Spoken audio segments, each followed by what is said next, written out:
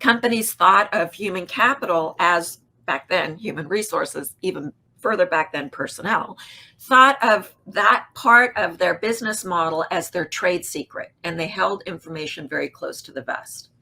Today, there's a complete turnaround in that. And everyone is asking for information around human capital performance, human capital efficiency, human capital stability. And transparency in human capital is going to be the competitive advantage. Why?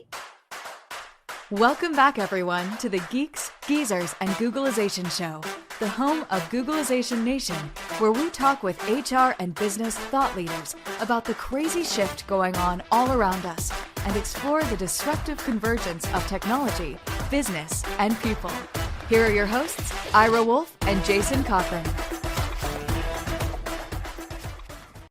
And welcome back, everyone, to another episode of Geeks, Geezers, and Googlization, a show from the People Forward Network. I'm Ira Wolf, and thank you for being part of Googlization Nation. And I'm Jason Cochran. If you think this is just another podcast, think again.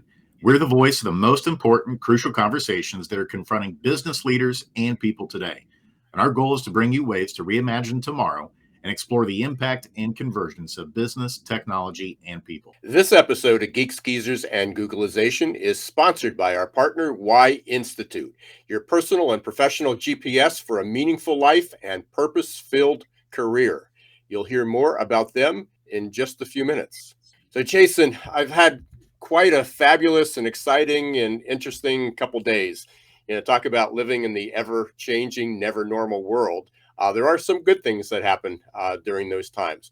So last Friday, my newest article on the executive employee disconnect, and we'll be talking a little bit about that today with our guests, was published on Forbes.com. So you can do a search for the executive employee disconnect, and it should come up on Forbes. Then just 2 days ago, I was inducted into the HR Southwest Hall of Fame in Fort Worth, Texas. And that was followed by my no BS workplace presentation. And they literally had to close the doors because they couldn't fit any more people into the room because it was a fire hazard. They were going to get fined. So they literally were turning away people. So that was certainly exciting. Apologize for anybody who didn't make it in, but hopefully they'll have me back, or you'll be able to catch us at another event. We're certainly happy to do it. And then last night, long drive home from the airport, long day of travel. We were delayed a little bit. I got home. There was a box waiting for me on our front porch, and it was the newest book, Create a Great Culture in a Remote World. So you can get that up on Amazon, or you can just go to irawolf.com and order it through there. With all that happening, today's episode is extra special in that we get to talk with the authors of Humanizing Human Capital, everything I was talking about for the last week. And as the geek and the geezer body of the two of us, it's been quite a journey since the day of executives started talking about people are our most important asset. Then they treated them like an automobile driving off the lot that depreciates the minute you go away. They'll hop in your car and you drive away, and the cost and the value of the car starts decreasing. We recently fell into the age of quiet quitting, great resignation, and executives are finally pulling out their smartphones and Googling, what's this employee-centric, worker-centric organization all about? Well, according to our guests today, Solange Charas and Stela Lupushor, a worker-centric organization is creating an environment where you honor your employees. Listen up, honor your employees, where you take care of them so that they can take care of your customers. So just for kicks, I Googled employee-centric, not work. They referenced worker-centric. I looked up employee-centric, and employee-centricity is a principle that places the needs of personnel as the focus of their company's operations. And instead of concentrating on company outputs, which are important, such as revenue and customer satisfaction, the corporate culture draws attention to the professionals who make those outputs possible. So we got a lot to talk about. So stick around, because we're going to talk about, we're going to have a little bit of a battle today. Because Stela is going to talk about her 4Ds, and Solange is going to talk about her 4Ws. But now it's time, real quick, for our perfect labor storm. On each episode, we talk about one disruptive, surprising, or worrisome trend that we believe you should know. So here's today's perfect labor storm facts. 90% of business value for the S&P top 500 companies is in intangible assets, aka people, that are direct derivatives from the employees, for example, intellectual property.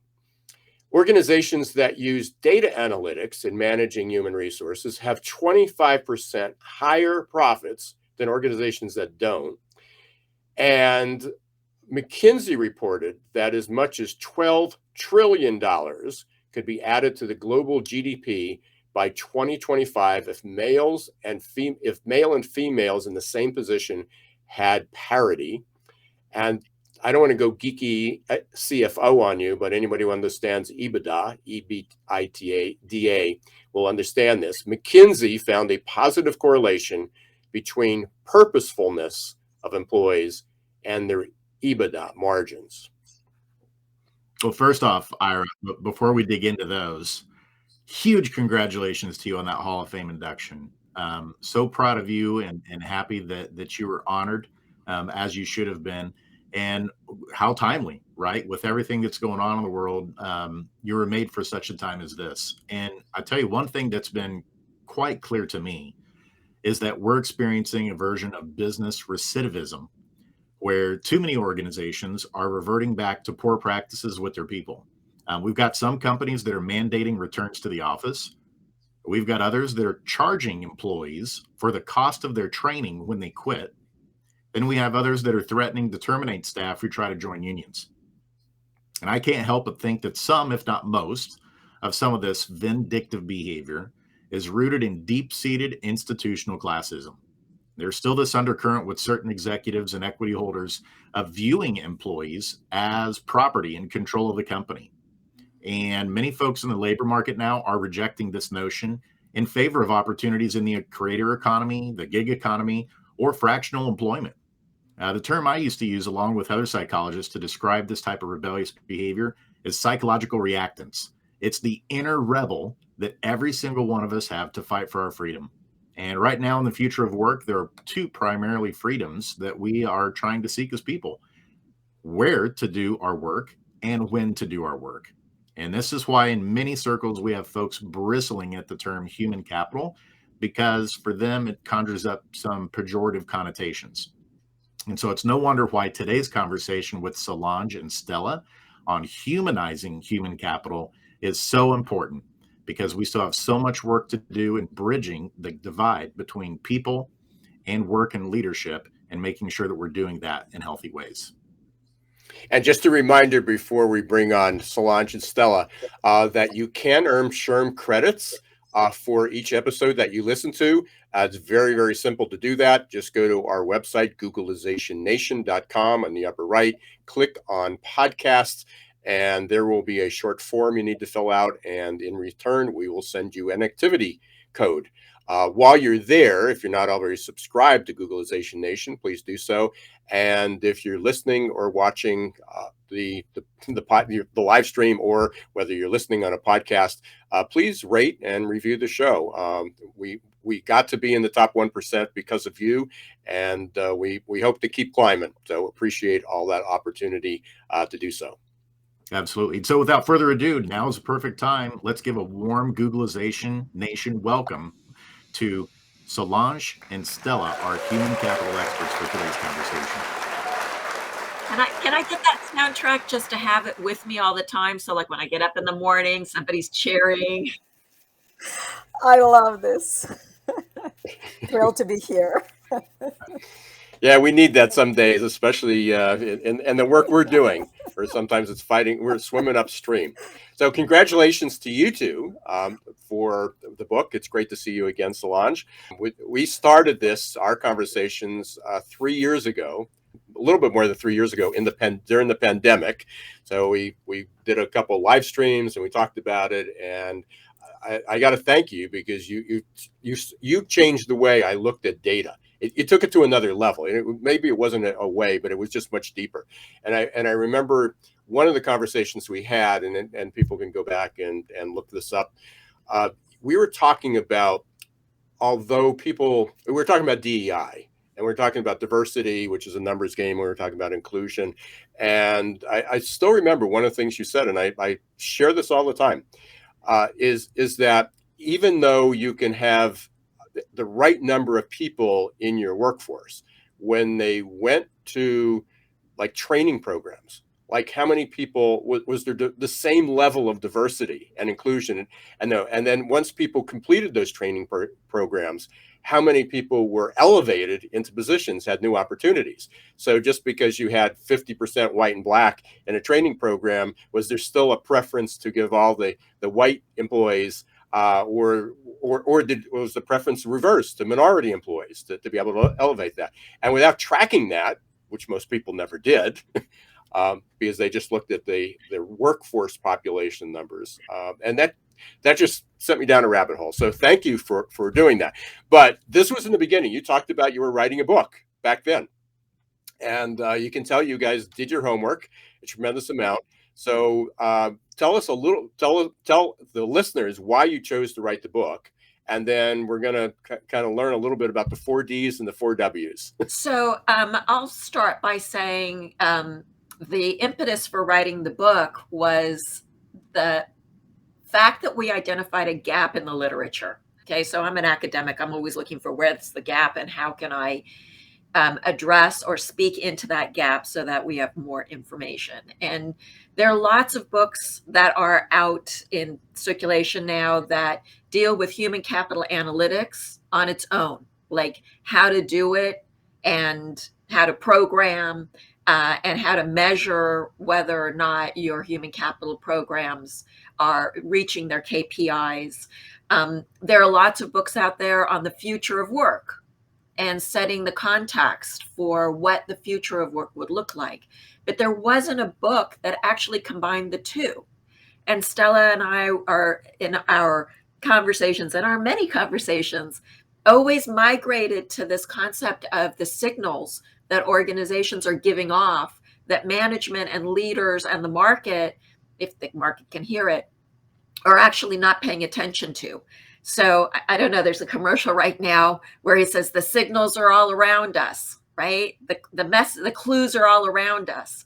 And we felt that the two domain spaces needed to be collapsed if we were really going to make a difference for organizations and workers in the future.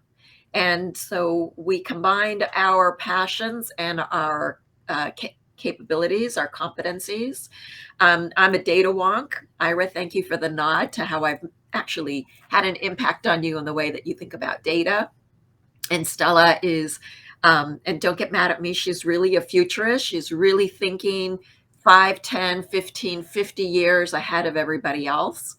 And not that she isn't a data wonk, because she is a data wonk too. It's just that she really gets turned on by the concept of the future of work. And I get really turned on by the concept of data analytics informing decision making. And boom, she put her chocolate in my peanut butter and we got Reese's. Now I'm hungry. It's lunchtime. Or I put my peanut butter in her chocolate. I don't know how that works, but don't take it the wrong way. It's just a combination of two great things making something that's even better. So Stella, I know, fascinated by, and again, you're talking my language. I started talking about the perfect labor storm 20 some years ago when I saw all these trends coming together, and that's part of what your 4Ds are. So give a quick description of what the 4Ds are and some of where you found leading up to where this partnership with Solange fits in as well. So my favorite thing to do is try to make sense and connect dots across multiple signals that are emerging. So the 4Ds is nothing else than describing the disruptions that are impacting the world of work in kind of loosely affiliated categories. So the first one is demographic changes, the first D. These are the aging of our population, which results to increased longevity, impact on the pension system and social protection system, on the dependency rate that the government cares about, on the fertility, and the number of children that are coming into the population, into the labor force in a certain number of years, etc. It also includes mobility, right? Movement between geographical areas, between urban and rural areas, between jobs. All of that starts constituting different dynamics that many times we ignore because we think, oh, demographics is not going to happen in the next quarter or in my tenure with this company. But when it hits really hard. So the more we can pay attention and start projecting what the impact of certain dynamics in the population of the earth and how that will drive the availability of talent, the availability of skills in geographical areas where we want them, do we need to make different decisions? Second D is digitization. So we all use devices, we sleep with them, we interact with each other, we interact with companies. It is an extension of our bodies. All of that technology creates new opportunities. And of course, there's always downsides. I don't know if you've seen yesterday, there was a little bit of a noise around the number of context switching between apps, that on average, we all switch about 1,200 times a day. And every single time we switch, we have at least 2 seconds that we need to refocus on what's next. And during that time, cortisol spikes.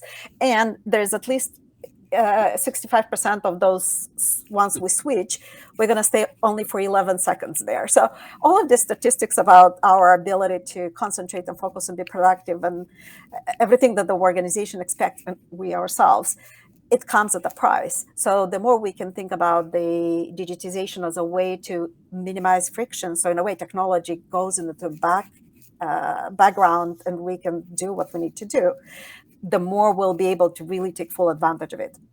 Third D is datafication. This is the sheer volume of data that this engagement with technology creates, and the availability of storage capacity to store it, the availability of tools to make sense of it. All of this creates a very different set of insights that we can detect patterns, we can nudge people, we can influence behaviors in a different way. Similarly, it has with a downside and a darker side, all of this power. Disintermediation is really the elimination of the intermediary in the value chain creation. One example is additive manufacturing, right? When we think about the manufacturing, the traditional manufacturing, it is going to be done somewhere where there is know-how, there is capacity to produce, there is low cost of production, there is a supply chain that has to transport it from one destination to another. When we have additive manufacturing, you don't need all of that. You can have a 3D printing farm in in a warehouse, and you only need to worry about some of the inks, so to speak. Or blockchain, it's a similar type of disruptive technology that disintermediates a lot of traditional incumbents and traditional industries. So those are the disruptions. Hopefully you can look through the news feed in a way that will help classify some of these into those categories. And Solange, but I love the 4 whys that you talk about, or the 4 W's, sorry. We talk about the whys. You talk about the 4 W's. And it was one of those when I saw the 4 of them and go, why didn't I think of that before? Because we reference those so often. You want to share what the 4 W's are? Can I interject? Actually, I'll do a faster job, and then Solange will add the data and the perfect. quantitative aspects to it. So 4 W's is another framework that helps make sense of these disruptions. So instead of trying to fight with the same tools we currently have in the work environment, these 4 W's provide a different way to reconfigure the puzzle of work in a way that may provide us with more options. So the 4 W's are work, workforce, workplace, and worth. Work is what is it that we need to do, not what the job description says, because rarely that's accurate on day one, if ever. What is the the characteristic of that work unit. Does it have to be in person? Does it have to be, can it be automated? Is it creative work? Is it very structured routine? So the more we can understand of what that unit is, the more then we can say, what is the most adequate worker who can get that done? And again, we're not limited to just regular employees and contractors. We can have teams, we can crowdsource, we can partner, we can acquire companies. So there are more options we can tap into to solve that workforce match problem. Once we understand the two combined, then we can say what is the most optimal workplace that can do it and provide the environment conducive to performing it.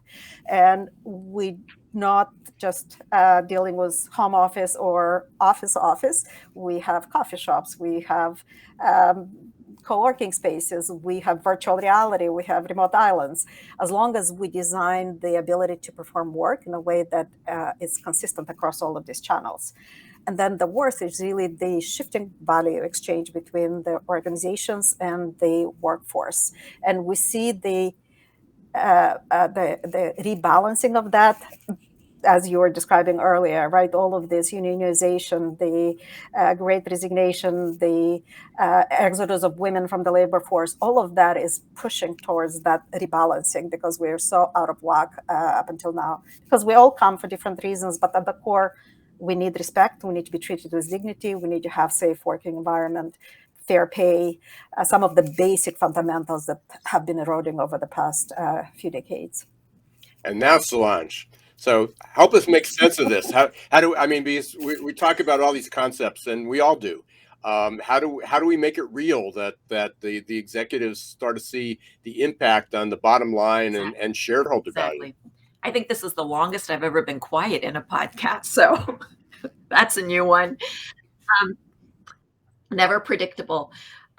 So there's a lot of pressure now to understand how we are managing and deploying our human capital to drive economic value creation.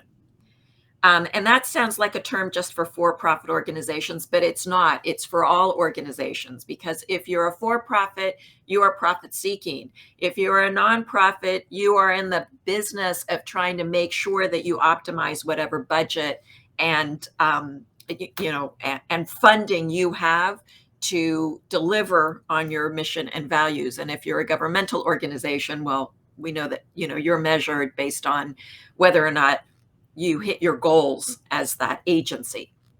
So we can measure performance for any type of organization and any size organization. And we're facing a lot of pressure now around transparency.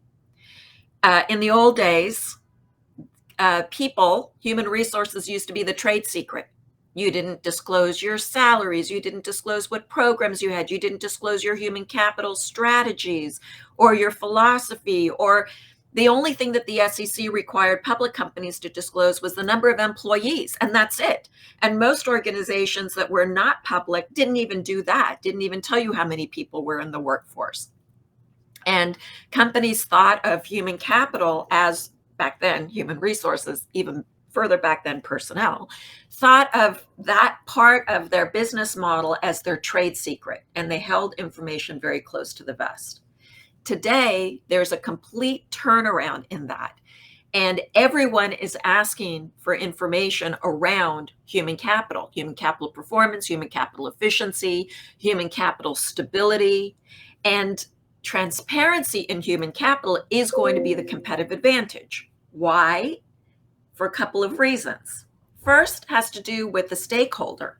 So we have identified 5 basic stakeholders: investors, communities, employees, customers, and strategic partners. All of those stakeholders want to understand what's going on with human capital. The investor, because 80% of the US GDP is service oriented. And without people, you cannot deliver on GDP. You cannot contribute to GDP. And so investors are saying, well, if people are the engine to economic value creation, we as investors want to understand whether or not you've got good or bad human capital practices and outcomes, before we'll invest in you, because that's the key to sustainable business performance. Employees want to know how they will be treated, but not necessarily what you tell them you're going to do for them, but they want evidence. They want to see what you've done for others that look like them in the past. So there's a whole bunch of transparency that's required there. Customers, the conference board did two studies over the summer where they surveyed customers. And you guys remember in the old days, customers made purchase decisions based on 3 attributes: price, product attribute, and customer service. That's how we thought about companies have to deliver products that fulfill those 3 attributes.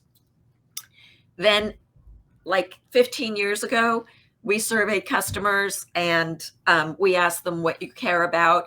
And environment came into that equation, right? They wanted to know if the companies that they were buying products from had a negative carbon footprint or a positive carbon footprint, whether or not they were ecologically, conscious. And that forced companies to actually disclose information about their green approach, to the point where customers don't need to worry about that anymore because there's so much disclosure about it. They're not really concerned. Over the summer, when the conference board did the survey, they found out that the top 3 things that customers care about when they're deciding whether or not they're going to buy your product is price, so that hasn't changed, workplace conditions for workers, and pay equity. So customers are now saying, the thing that I want to think about when I'm deciding whether or not to buy your product has 2 of the 3 things have to do with human capital. If I were a CEO of a consumer products company, I would be out there making sure that my customers knew that I create fair workplace conditions and that I am committed to pay equity, because otherwise I'm going to lose my customer base. So we covered the 3. The 4th is community. So communities really care about the economic value creation potential, the economic impact that organizations have on the communities, however you want to define community. And employees are part of those communities. So they want to understand how those employees are being treated.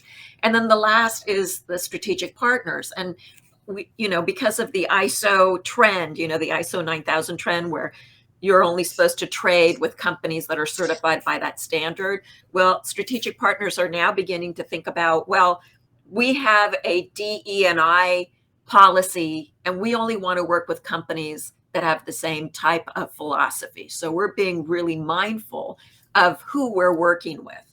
When you have all this information that's needed out in the world, you cannot think about human capital as a trade secret. You have to think about it as your competitive advantage.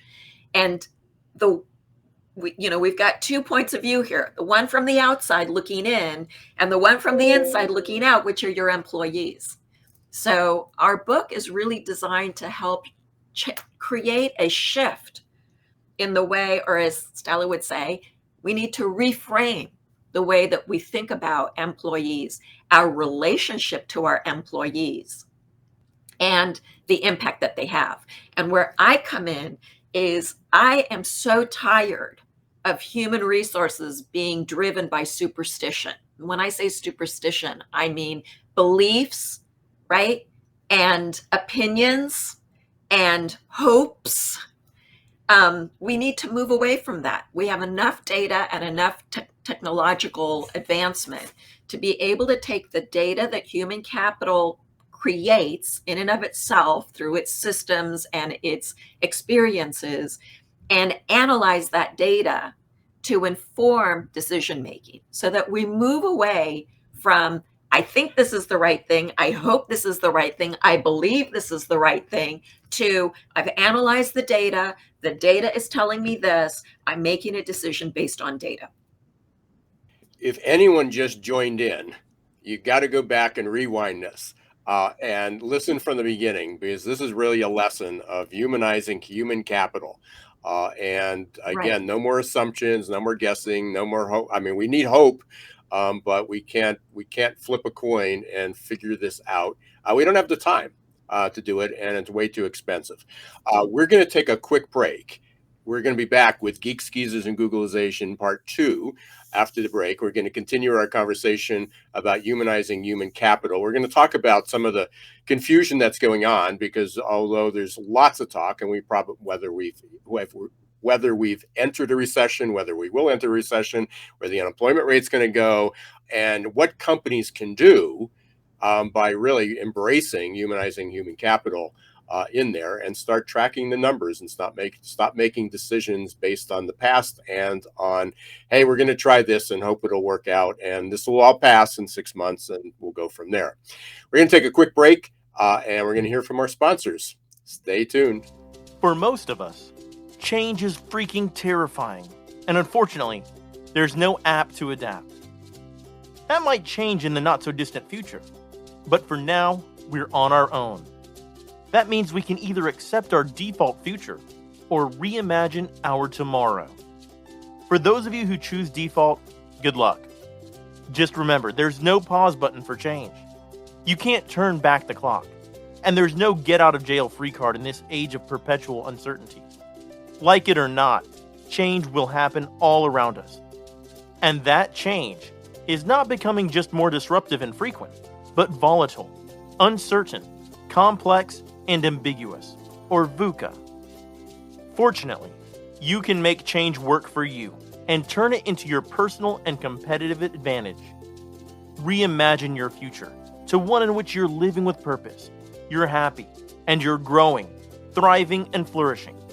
If you're ready to rewrite your next life chapter and regain control of your destiny in this never normal world, your journey starts here. Contact the leader in adaptability and making change work for you, your team, and your organization. Ira S. Wolf, adaptability.expert.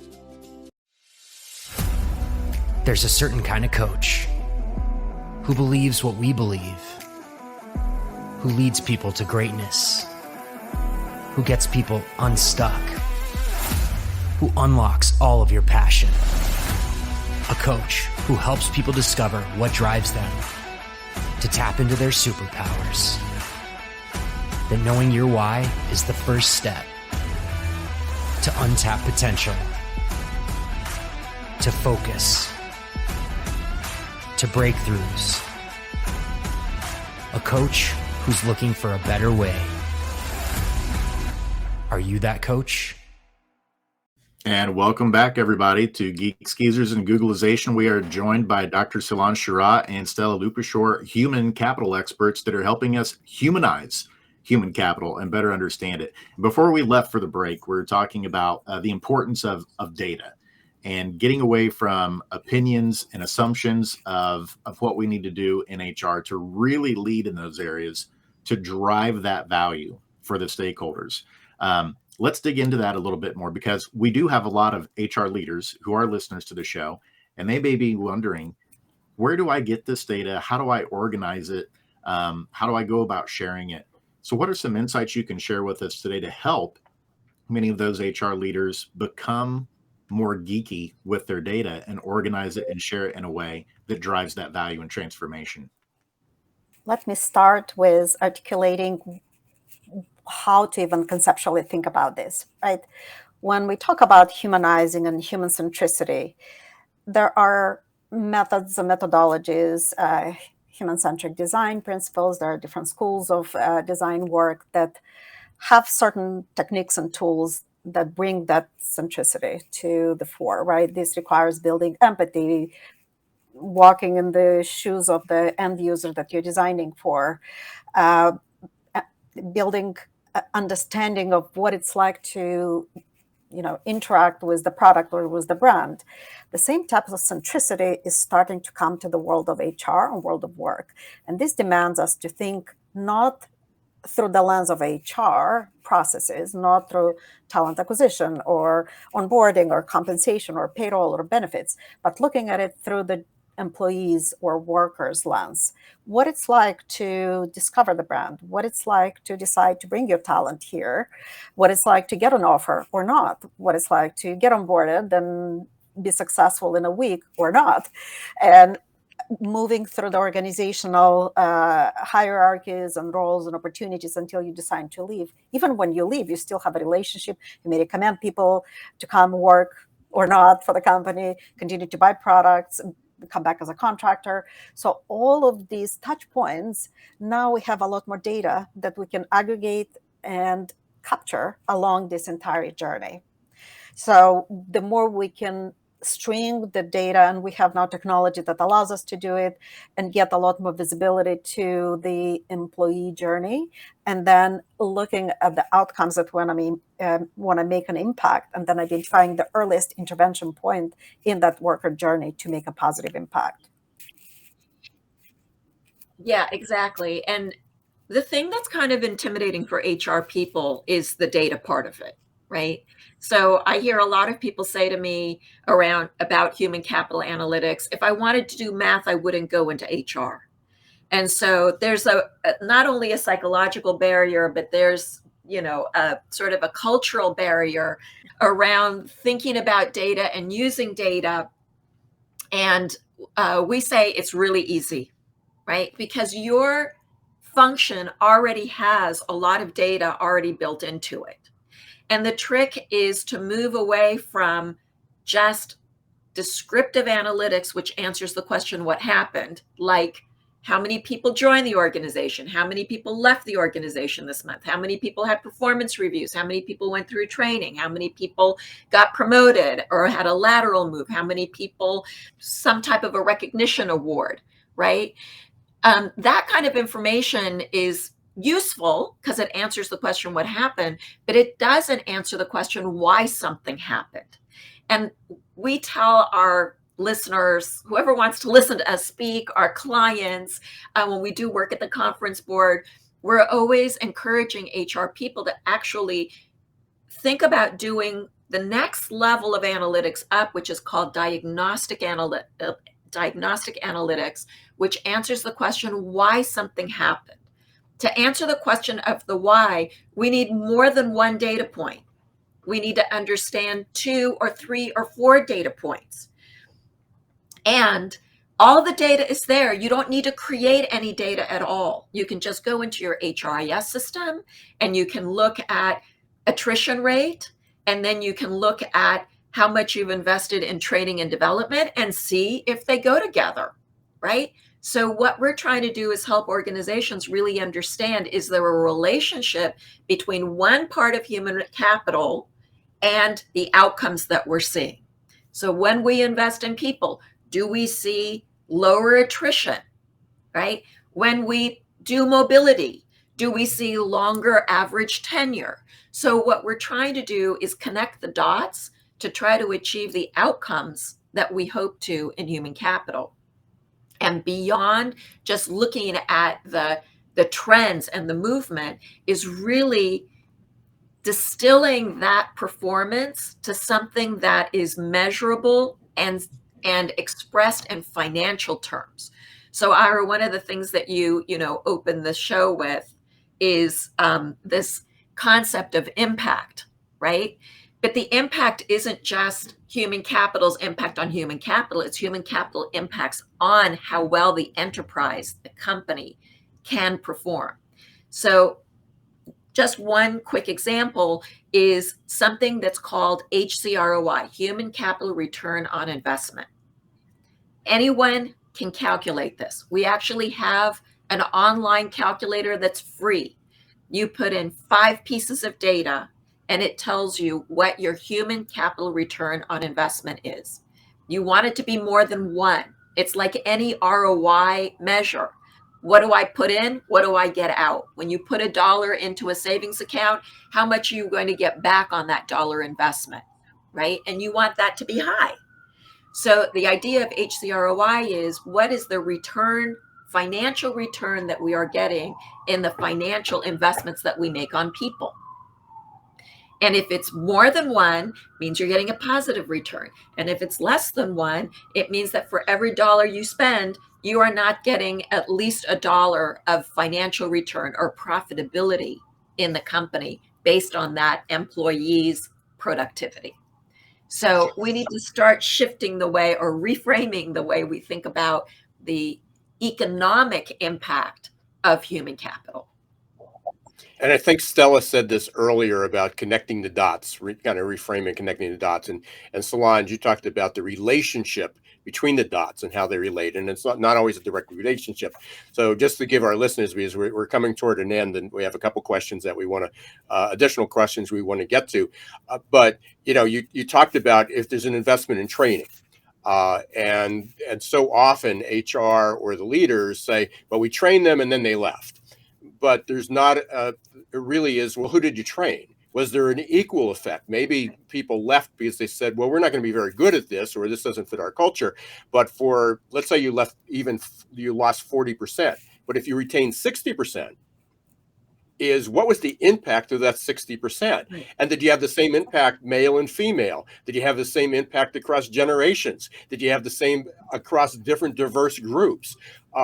That's what this does, but you got to start somewhere, and you got to start with a measurement. So that's what you turned me into, Solange. I'm going to blame you or give you credit for that. Kind of how to look at this, because people just throw out this, well, we trained all these people and half the group left, and go, yeah, but what happened with the 50% that stayed? And the ROI might have been much greater. And with that, we have one more question. We'll throw this out to both of you, and then we're going to do our lightning round. Was there something we should have asked you that we didn't? Yes. I think the traditional ways of thinking about people analytics in general as something that we count people or count the HR process efficiency and putting it all in one bucket, all in the pursuit of increasing or predicting attrition. I think we can move into a more sophisticated range of analytics measurements and ways of looking. So one, it's around employee experience or worker experience. What is it that we do as HR professionals and how that impacts the workers' experience and how they feel here in our organization. We definitely need to have the discipline of having processes and programs that are effective and accomplishing its set goal. And then what are the business impact or the outcomes that we care about as a company? And what is the relationship between those three buckets? So I think that will give a lot richer set of insights and actions on or areas where we can put interventions in place. And I just want to respond to Jason's comment at the top. He said that organizations are taking some vindictive action. And I would suggest that we reframe that. It's not about being vindictive. It's about organizations feeling like they are losing control. And they are losing control because the workers actually now are calling for agency. They want their voice heard. And when their voice isn't heard, they leave. And so organizations feel like they're out of control, that they can't control the workers anymore. And what Stella and I suggest in the book is that you need to shift, again, reframe the social contract between your workers and the organization. And it's not this paternalistic, controlling relationship anymore. It has to be more of a partnership. Organizations have to listen to their employees, and they have to respond appropriately because those employees are what's driving the organization's ability to be successful. And if you're biting the hand that feeds you, you're not going to win. That's so true, Solange. And all of these things we talk about in the book. So if you want a blueprint for figuring out how to get from point A to point B smartly, right, respectfully, then get the book, because we really lay out a blueprint. That's there. right. And controlling relationships rarely turn out good in life, whichever way you slice it. So I love the way that you put it out there, is it really is a partnership. And we've got to make sure that both sides are providing that value across the aisle to the other, because it is really a system that has to work together. in order for the things to work. Well, we've come to the end. I can't believe it already. We're getting ready to do our lightning round. And so our lightning round is where we're going to ask each of you 2 questions to get to know you a little bit better on a personal level. And so, Stella, we'll start with you. Oh, no. And then we'll let Solange answer her question next. But then we'll flip it on the second question. All right. And we'll have Solange go first. So, Stella, you can have some think time on the second question. So here we go. Let's start with this one. All right, Stella, if you could pick any superpower in the world to have, what would you pick? Oh, I already have it. Oh, this is going to be good. What a teaser. Connection. I do believe in connecting dots, connecting ideas, connecting people. So that's where the innovation happens. That's where relationship, friendships come across. So connecting to all of you, it's a privilege to. I love that. And how about for you, Solange? So I'm really torn. I love the idea of telekinesis and teleportation. So I could go any place at any time. I could be on the Champs-Elysees having a little carrot cookie and a coffee one moment, and I could, be someplace else in Hawaii, sipping some Hawaiian drink. Notice everything's around food and drink with me. But I'm really compelled by the idea of being able to read minds. And I'd love to be able to do that. Just really understand what people are thinking and feeling and understanding. I love that. And sometimes you may want to have the ability to just be able to turn that off and not have that power on some days too, I bet. Yeah. Or combine the 2 powers so that I could drink and eat and also read people's minds at the same time. There you go. Hey, technology is advancing. We're going to have some of these implants and brain sensors that allow us to understand a lot of stuff. So stay tuned. Absolutely. All right. And here goes question number 2. So Solange, we'll start with you on round 2 here. Who's your favorite musical artist? Oh, that's so unfair. Or how about a favorite song? So what came into my mind, and I'll just share this because it's like, Ira, I'm going to challenge you on being geeky. The first thing that came into my mind was Carole King. And I think that's because that was like the first music I ever listened to when I was like a little kid, the Tapestry album. And that was sort of how I got introduced to music, was with Carole King. So I'm going to default to that and her music and her genre of music. And I'll go with Bono, and I'm seeing him in 2 weeks. And the reason, number 1, of course, the music is amazing, but number 2 is the impact he had on the world, and being the figure that helped make AIDS from a deadly disease into a condition that can be managed and can be lived a long time. It's just incredible. So to me, he's an inspiration, both as a human, as an influencer, and as an artist, performer, musician. I love that. And I can't believe this is the first time that we've gotten Bono in the many episodes that we've done, Ira, especially when you get to the level as a musician where literally one name is what you go by, exactly. Cher, Elvis, Bono, Madonna, those types of folks. I'm surprised that that's the first time that we've had Bono come up, but big fan myself as well. So thank you both for sharing a little bit more about yourselves. Before we let you go, again, share the name of the book with us and share also some information in regard to how folks can reach out and learn more about the work that you're doing on Humanizing Human Capital. So all the information about the book is available on our website called humanizinghumancapital.com, which is the same as the name of the book. You can find where to buy it. You can find the 20 principles we have. That will be also a good structure and ways to simplify the activities that you can engage with. You can both find Solange and I on LinkedIn, and looking forward to hearing your feedback and being the source of information for anything you may need along the journey of transforming and bringing more humanity to the world of work. And Solange, HC Moneyball as well? HC Moneyball is my company. We provide a software solution that helps HC human capital and financial professionals instantly calculate those human capital metrics so that you can understand the materiality of human capital impact on sustainable corporate financial solutions. So you don't even have to do that much work. Just come and get our software, and it'll all be done for you automatically. And congratulations on the book. Thank This you. has been a 3-year conversation with you, Solange, and you were working at it, and it's great to meet you for the first time, Stela. Congratulations. I will tell everyone, I read the text version of it, kind of a preview of it, but yesterday I was listening to the audible version, the audio. It really is an easy listen, and although this sounds like it's pretty geeky, it's not that difficult of a read either.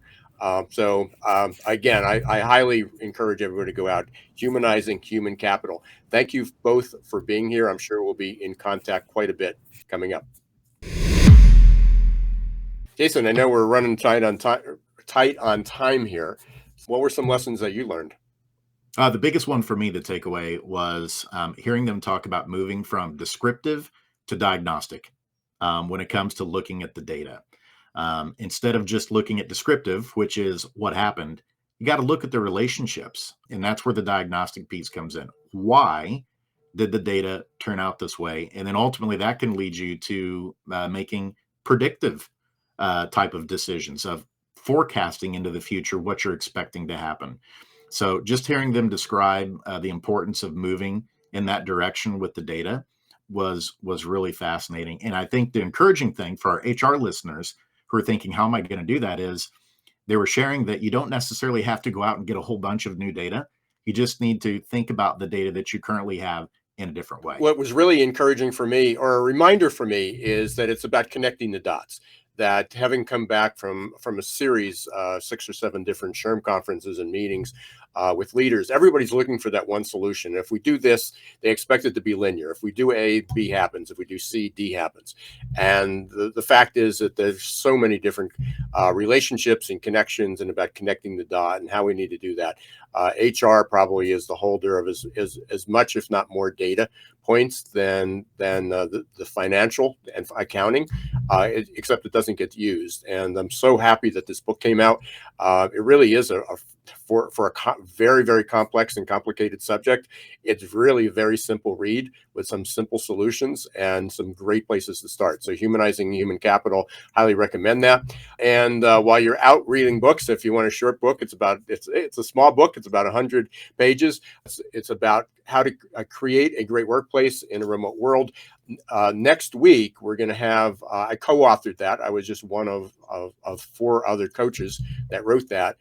And they will be on the show next week. So we're really looking forward to having them visit. If you're not a member of Googleization Nation yet, please go up and do that. And we hope you enjoyed the show. I think it's time to probably sign off there, Jason. So I'll turn it back to you. That's right. And so thank you for tuning in today. If you haven't had a chance to like and subscribe to the podcast, we would appreciate it if you would do so. Drop us a rating and review as well. We are in the top 1% now in the world in popularity, and that's because of you. So thank you for tuning in every week. We're going to continue doing our best to bring on wonderful guests like Solange and Stela to continue bringing value to you. So until next time, I'm Jason Cochran signing off. And I'm Ira Wolf. And remember, don't let the shift hit your plan.